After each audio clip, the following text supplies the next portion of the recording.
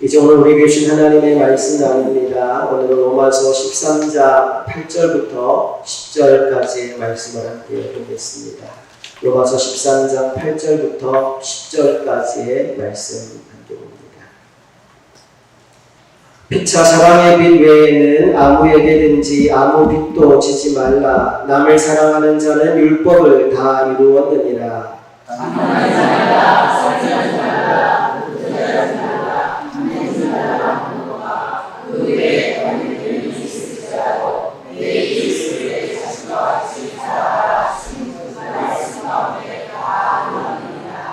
사랑은 이웃에게 악을 행하지 아니하나니 그러므로 사랑은 율법의 완성입니다. 오늘 우리 흥업교회가 창립 28주년을 맞이하는 기념주일입니다. 흥업교회가 오늘 이 자리까지 오게 된 것은 모두 하나님의 은혜인 줄로 믿습니다. 또한 많은 분들이 사랑으로 섬기고 기도해 주신 덕분이라고 생각합니다. 나는 이제 우리 교회가 우리가 지금까지 저온 사랑의 빚을 갚는 교회가 되었으면 좋겠습니다. 그래서 오늘 말씀의 본문을 중심으로 사랑의 빚진 자라는 제목으로 주신 말씀을 나누려고 합니다. 우리 먼저 8절 말씀을 다시 한번 읽어볼게요. 함께 읽습니다. 피차 사랑의 빚 외에는 아무에게든지 아무 빚도 지지 말라. 남을 사랑하는 자는 율법을 다 이루었느니라. 말씀 이렇게 시작해요. 피차 사랑의 빚 외에는 아무에게든지 아무 빚도 지지 말라. 성경은 우리에게 빚진 자의 삶을 살지 말라고 말씀하고 있어요. 왜 그러냐 하면 빚이 주는 여러 가지 괴로움 때문에 그렇습니다.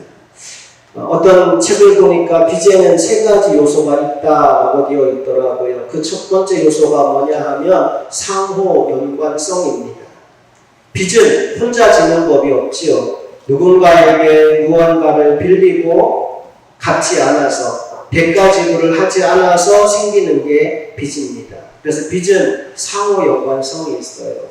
그런가 하면 두 번째, 빚에는 당위성이 있습니다. 빚진 것은 반드시 갚아야 한다는 것이요. 그것이 마땅한 의무이고 도리라는 겁니다. 아깝다 생각하면 그건 놀부심보인 거고요. 안 갚아도 된다고 생각하는 건 도둑놈 심보입니다. 빚은 반드시 갚아야 합니다. 그래서 당위성이 두 번째 요소입니다. 빚의 마지막 세 번째 요소는 뭐냐 하면 부자율성입니다. 다 갚기 전까지는 결코 자유로울 수가 없다라는 거죠. 그래서 빚을 많이 진 사람들은 눈만 뜨면 언제 빚을 갚을까라는 생각에 사로잡히고 눈을 감으면 빚쟁이들한테 쫓기는 꿈을 꾸게 된다라고 하더라고요.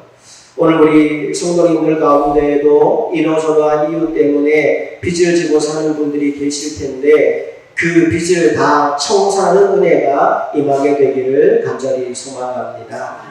옆 사람과 인사합시다. 당신의 빚 다 청산될 겁니다. 시작. 당신의 빚 다 청산될 겁니다. 여러분 지금 지고 있는 그 물질적인 빚 다 청산하고 이제는 진짜 뿌려받는 사람이 아니라 부어주고도 남는 사람들 다 되시기를 주님 이름으로 축복합니다. 아무에게든지 아무 빚도 지지 말라. 그런데 그 앞에 전제가 하나 붙어 있지요. 뭐 외에는? 사랑의 빚 외에는. 여러분 이 말씀 의미는 사랑의 빚은 져도 된다 이런 의미가 아니라 우리 모든 사람들은 사랑의 빚을 지지 않을 수 없다는 의미입니다. 여러분 인생을 한번 생각해 보세요. 태어나서 오늘까지 살아오면서 우리가 얼마나 많은 사람들에게 도움을 받고 살아왔습니까? 가까이 있는 부모님으로부터 시작해서 이웃과 친구와 마을 사람들, 학교 선생님, 또 이 나라에 우리는 너무나 많은 이들의 도움과 격려를 받으며 오늘 이 자리까지 온 거예요. 말하자면 우리 인생은 그 자체가 하나의 부채 덩어리라는 겁니다. 내가 잘나서 여기까지 온 것이 아니고 누군가의 사랑과 희생 덕분에 여기까지 온 겁니다. 구원에 대해서는 더 말할 것이 없습니다. 왜냐하면 구원받는 일에서 내가 한 것이 아무것도 없기 때문이죠. 나의 선행이나 나의 노력이 나의 구원에 아무런 도움을 주지 않습니다. 전적으로 하나님이 우리를 사랑하사 자신의 아들 독생자 예수 그리스도를 이 땅에 보내시고 십자가에 못 박혀 죽게 하심으로 우리에게 구원의 은혜가 임한 겁니다. 내가 한 것이라도 믿은 것밖에 없어요. 예, 우리의 구원도 빚으로 받은 겁니다. 그래서 우리 모든 믿는 사람들에게 필요한 것이 부채의식, 빚진 자 의식입니다. 아까 빚진 사람은 눈을 감아도 눈을 떠도 빚에 대한 생각이 떠나지 않는다고 했는데 여러분 우리는 사랑의 빚진 자입니다. 그렇다면 우리가 어떤 생각을 가지고 살아야 할까요? 눈만 뜨면 사랑해야 돼. 어떻게 사랑할까? 이런 생각을 하고 눈을 감으면 사랑하지 못했던 사람들의 얼굴이 눈앞에 아른거려서 어쩔 줄 몰라 하는 내일은 그 사람에게 사랑한다고 한 번 더 얘기해야지. 여러분 이런 삶을 살아가는 우리들이 되었으면 좋겠습니다. 우리가 사랑의 눈빛, 하트 동경한 눈빛으로 옆 사람 바라보면서 이렇게 인사합시다. 사랑의 빚진 자로 살겠습니다. 시작. 사랑의 빚진 자로 살겠습니다. 로마서를 가만히 보면요, 바울은 늘 빚진 자 의식을 가지고 살았던 사람인 것을 알 수 있어요. 먼저 로마서 1장 14절에서 바울이 이런 얘기를 했습니다. 함께 읽어볼게요. 시작. 헬라인이나 야만인이나 지혜 있는 자나 어리석은 자에게 다 내가 빚진 자다. 내가 빚진 자다라고 말하죠. 무슨 빚을 졌을까요? 바로 복음의 빚입니다. 그래서 15절이 이렇게 이어져요. 15절도 읽어볼게요. 시작. 그러므로 나는 할 수 있는 대로 로마에 있는 너희에게도 복음 전하기를 원하노라. 빚을 받는 심정으로 복음을 전하려고 하니까 어떻게 해서든지 로마에 가려고 애를 씁니다. 그런데 길이 안 열리니까 편지로라도 내가 복음을 전해야지라는 마음으로 지금 로마서를 쓰고 있다는 겁니다. 빚진 자 의식. 또 8장 12절은 이렇게 말씀합니다. 8장 12절 읽어볼게요. 시작. 그러므로 형제들아 우리가 빚진 자로되 육신에게 져서 육신대로 살 것이 아니니라. 여기도 우리가 빚진 자다라는 말이 나오는데 이건 어떤 빚이냐 하면 하나님께 진 빚, 영원 구원의 빚을 얘기합니다. 여러분 하나님께서 우리의 생명을 살려주셨고 구원의 은혜를 베풀어 주셨는데 이 빚을 갚으려면 어떻게 살아야 될까요? 바로 주님이 이끄시는 대로 성령이 인도하심을 따라 살아가야 된다고 13절, 14절이 우리에게 이야기해 줍니다. 13절과 14절도 함께 읽어볼게요. 시작. 너희가 육신대로 살면 반드시 죽을 것이로되 영으로서 몸의 행실을 죽이면 살리니 무릇 하나님의 영으로 인도함을 받는 사람은 곧 하나님의 아들입니다. 나는 저와 여러분이 이런 삶을 살게 되기를 원합니다. 세 가지 빚. 첫째, 사랑의 빚진 자가 되어서 일평생 나를 만나는 누구에게든지 사랑을 베풀고 사는 사람. 둘째, 복음의 빚진 자가 되어서 때를 얻든지 못 얻든지 복음 전하는 일에 힘쓰는 사람. 셋째, 생명의 빚진 자가 되어서 남은 평생을 하나님이 인도하는 길, 성령이 이끄신 대로 따라 살아가는 하나님의 아들, 딸 다 되시기를 간절히 바랍니다. 다시 오늘 본문에 돌아와서 8절 하반절 말씀을 보니까 남을 사랑하는 자는 율법을 다 이루었느니라 라는 말씀이 나옵니다.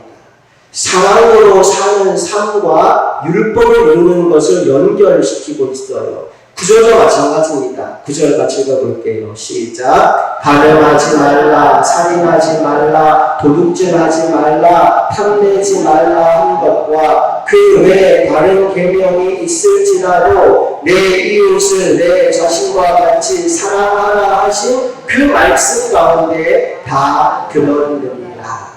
살인하지 마라, 간음하지 다 계명들이고 이 모든 계명과 사랑을 연결시키고 있어요. 10절과 마찬가지입니다. 읽어볼게요. 시작. 사랑은 이웃에게 악을 행하지 아니하나니 그러므로 사랑은 율법의 완성이니라.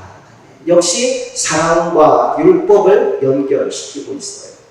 결국 오늘 본문 말씀 우리에게 들려주는 이야기는 뭐냐 하면 우리 삶의 초점을 율법에 맞추고 살아가는 것이 아니라 사랑에 맞추며 살아가는 거예요.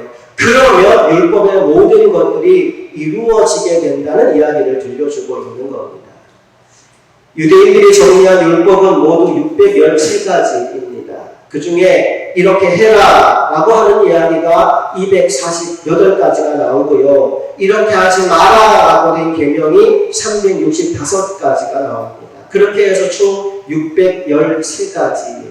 하지만 여러분 이 모든 계명들을 다 일일이 기억할 필요는 없어요. 한 가지만 기억하면 됩니다. 나는 사랑으로 살아야겠다.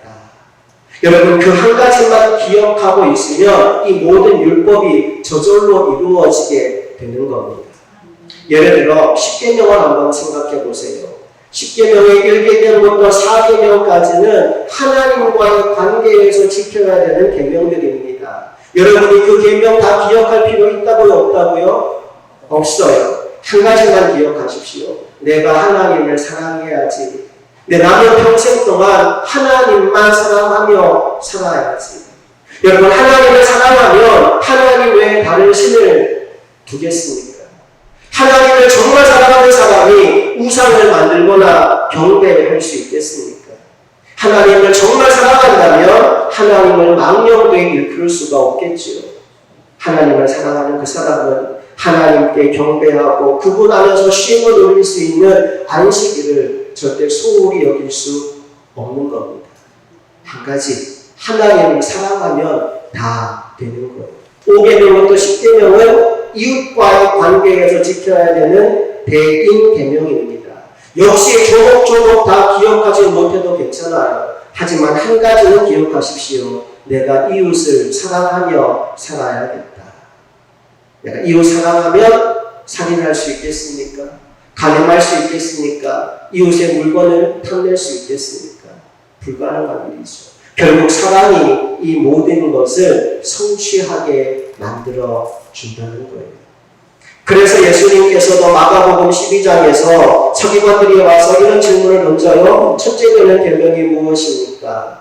가장 중요한 계명이 무엇입니까? 라고 물을 때 주님이 이렇게 대답하셨습니다. 29절부터 31절까지를 함께 읽어봅시다. 시작. 예수께서 대답하시되 첫째는 이것이니 이스라엘아 들으라. 주 곧 우리 하나님은 유일한 주시라. 내 마음을 다하고 목숨을 다하고 뜻을 다하고 힘을 다하여 주 너의 하나님을 사랑하라 하신 것이요. 둘째는 이것이니 내 이웃을 내 자신과 같이 사랑하라 하신 것이라. 이보다 더 큰 계명이 없느니라.